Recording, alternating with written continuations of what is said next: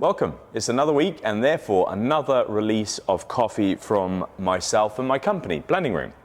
Today it is a natural process yellow bourbon from Brazil, and I roast a lot of yellow bourbon because that is the cultivar that Pantano is, and I roast tons of Pantano. It is the core product of our business. Anyway, so when I came to roasting this coffee, I had quite a lot of understanding about this cultivar, this preparation method, and therefore I had some semblance of an idea as to how I was going to approach the roast for essentially a new coffee and a coffee from a farm I've not roasted before. So I took a very formulaic route based on those prior learnings and the fact that I've now got a few hundred, so 400 roasts under my belt on the Loring. To be fair, the coffee performed exactly how I was going to expect it to do. Maybe it lost a little bit of energy just after first crack. So I don't know whether you've reviewed the previous videos of mine where I've discussed some of these events that happen within roasting. Today I'm not going to do that because actually today's a Wednesday. I'm filming this for a Friday, Saturday release, and I'm actually off to London Coffee Festival this week for the first time in many years. So I'm doing this in advance of that and therefore have less time in order to do those sort of technical analysis. The one thing I do want to talk about though, and it's a very important part of coffee consumption and the understanding of, is resting. Now, it's Wednesday morning. I roasted this Tuesday afternoon. So this coffee is as fresh as it will possibly get, unless of course it came straight from the roaster. I don't ever do that. So I'm brewing this morning a filter batch of said coffee, but I know that the flavors that I'm getting in the cup haven't yet fully opened up. And what I mean by open up? Well, as you roast coffee, certain chemical reactions happen, and a result of some of those chemical reactions is that you get carbon dioxide stuck within the cell structure, and this needs to be released through time. Now, on the Probat, when I was roasting there, my preferential period for allowing that CO2 to be released was somewhere between 5 and 7 days, and you could even argue, and I maybe would, that from day 3 onwards is probably where I'd get into the coffee to make sure that I'm maximizing the youthfulness of said coffee. However, with the Loring, what we've noted is that it definitely benefits from an extended period of resting, as we call it, versus a traditional drum roaster.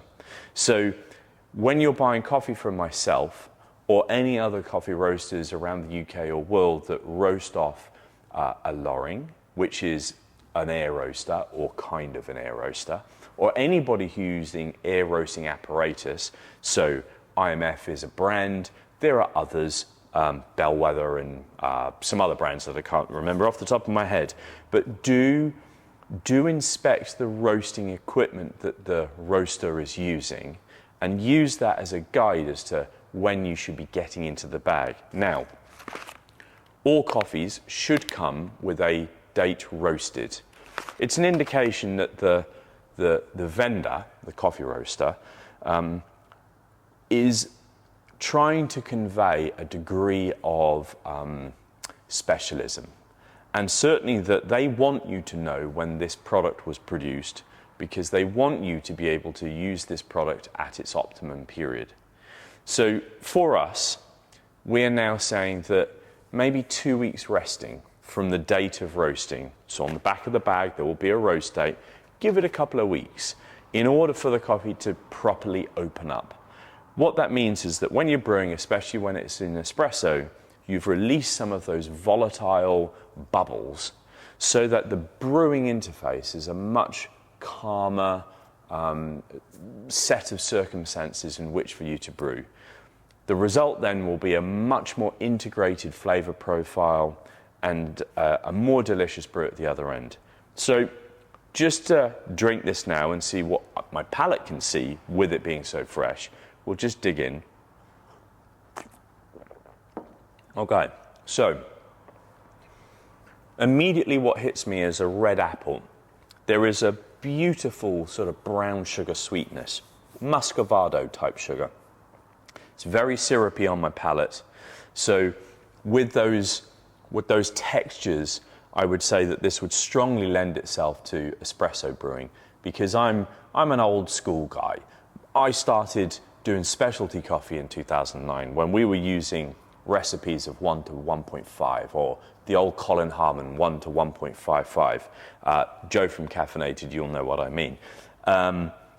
So texture, syrupiness will, in my mind, denote will work with espresso. So definitely give that a go.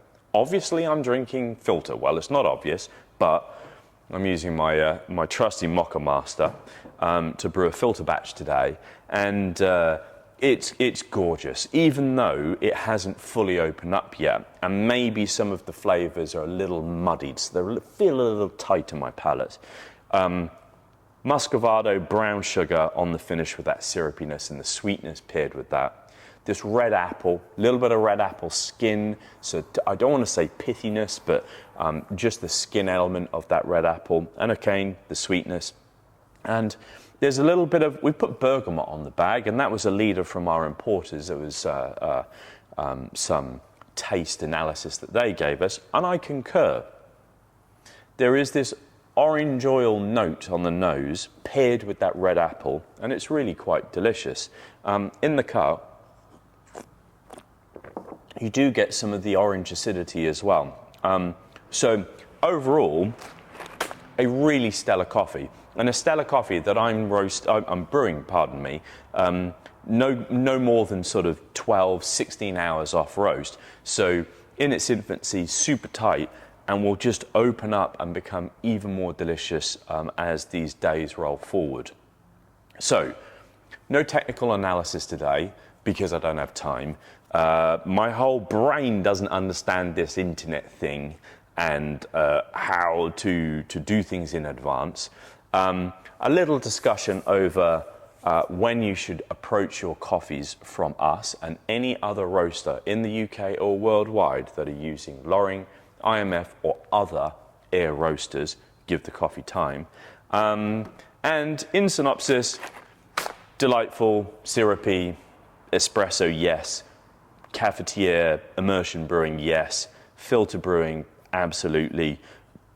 Go and buy a bag. And I hope this video has been useful. Cheers.